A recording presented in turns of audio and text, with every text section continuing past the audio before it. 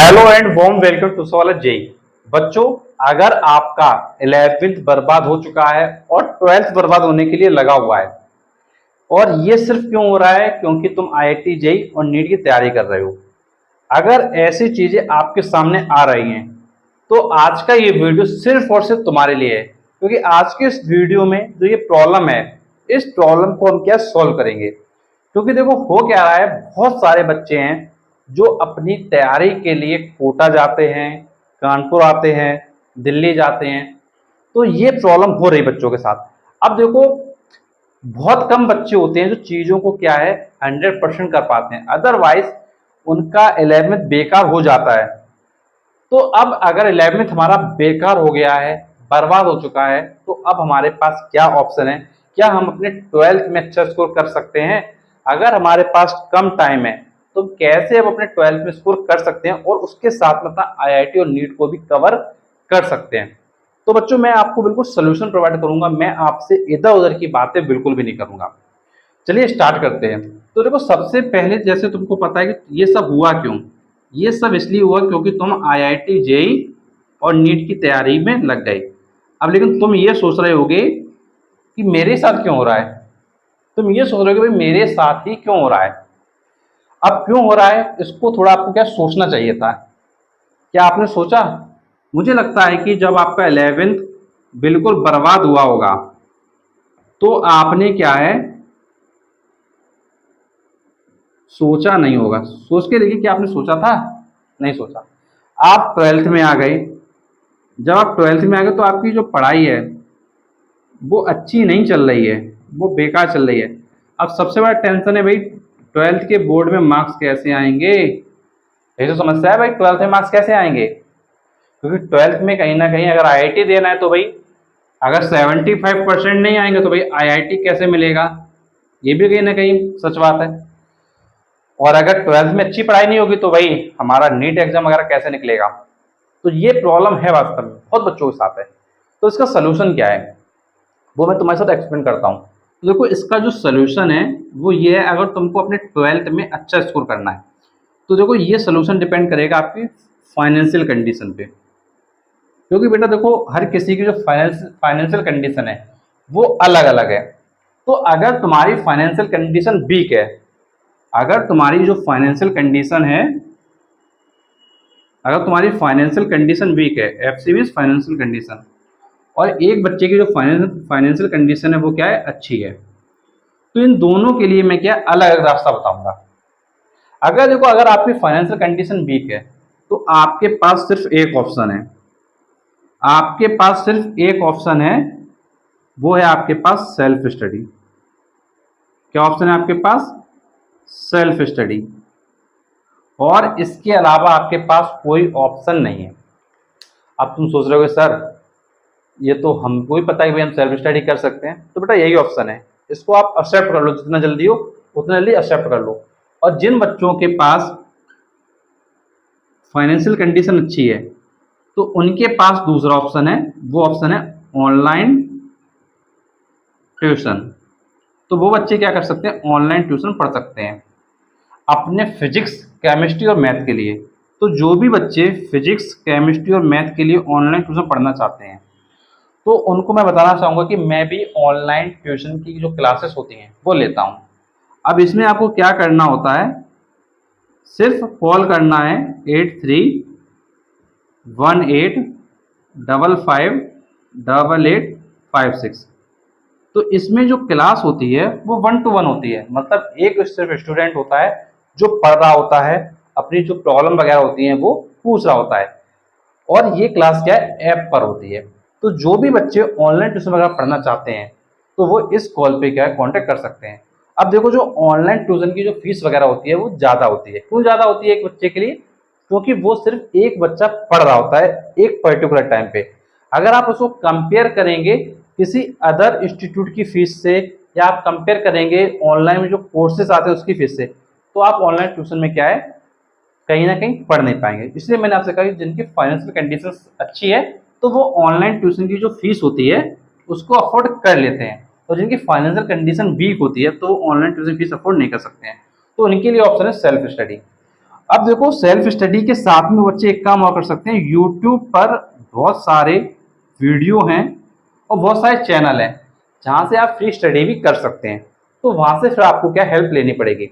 और जिस बच्चे के पास फाइनेंशियल कंडीशन अच्छी है तो वो क्या है, डायरेक्टली ट्यूशन ले, अपने ट्यूशन टीचर से बार बार क्वेश्चन पूछे। तो भाई अगर आप मुझसे पढ़ना चाहते हो अपने फिजिक्स केमिस्ट्री में तीनों सब्जेक्ट के लिए, तो आप इस नंबर पे कांटेक्ट करके क्या है अपने ऑनलाइन ट्यूशन को हमारे साथ लगा सकते हैं। और ध्यान रखिएगा 8318558856 के अलावा हमारा कोई दूसरा नंबर नहीं है, तो इसी नंबर पे आपको क्या कॉल वगैरह करना है। अब देखो एक मैं तुमको रियलिटी बताता हूँ, कुछ बच्चों को साथ ये रियलिटी बिल्कुल होती है, मैं बता रहा हूँ और तुम इस चीज को समझना बहुत अच्छे से।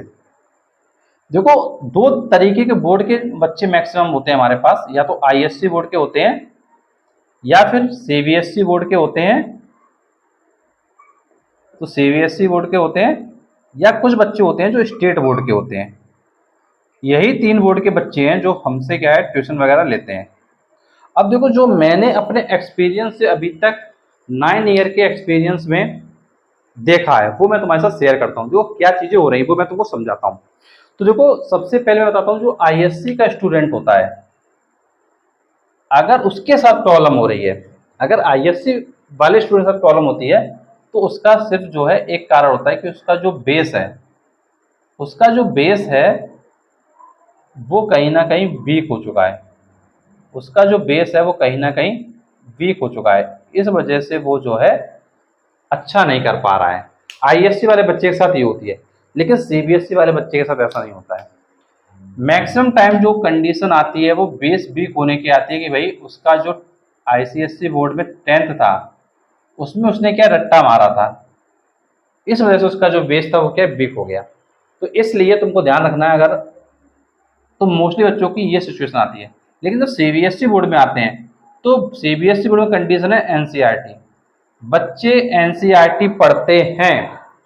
तो क्या एनसीईआरटी बेकार है? एनसीईआरटी कुछ सब्जेक्ट में बेकार है, मैं बिल्कुल कहूंगा।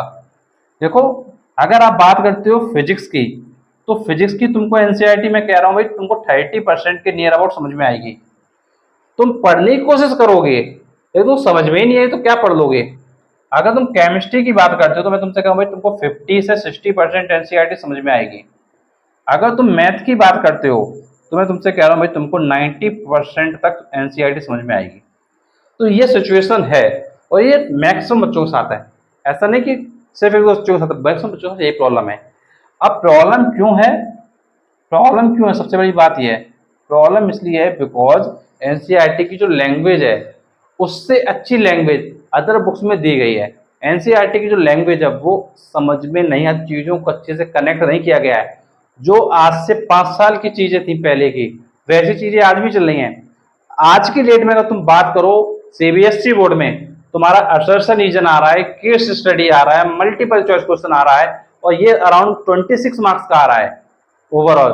और ये जब 26 मार्क्स का है, जब आप प्रैक्टिस ही नहीं कर पाओगे एनसीईआरटी से तो तुम्हारे 26 मार्क्स कैसे आएंगे? नहीं आ पाएंगे, ये बिल्कुल सच्चाई है। लेकिन बोर्ड अपनी पैटर्न को चेंज नहीं कर रहा है, बुक छाप दी गई है। ध्यान रखिएगा सरकारी बुक होती है एनसीईआरटी बुक, इसलिए सस्ती भी आती है और सरकारी व्यवस्थाएं आपको पता है भाई कैसी होती हैं, ये मुझको बताने की आवश्यकता नहीं है।